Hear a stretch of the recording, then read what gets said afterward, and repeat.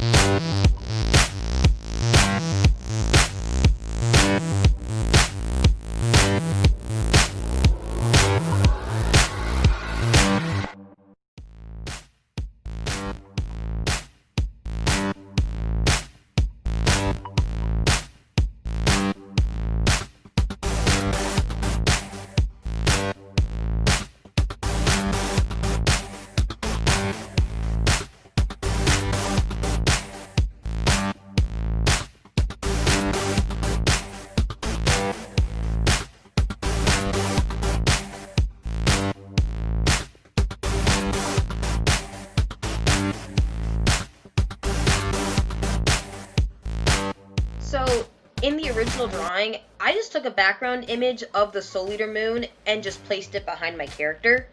In this redraw, I decided to go in and freehand the moon and background completely myself.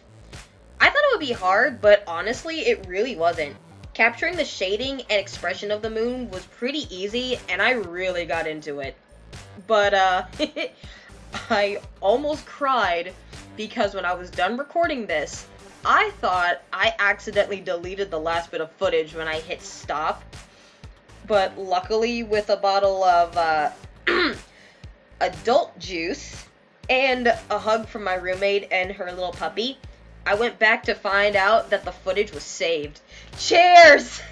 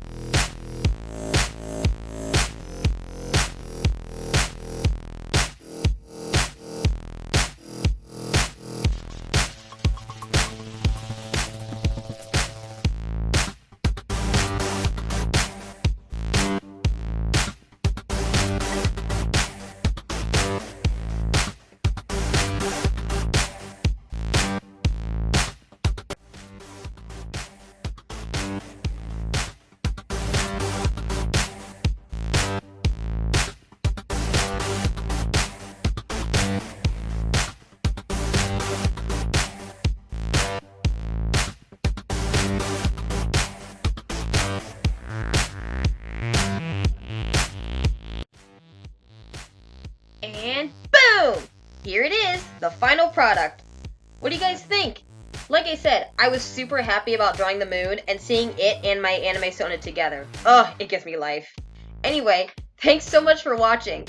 Please like and subscribe if you haven't yet, and I hope you keep up with the series. Till next time, stay weird and awesome.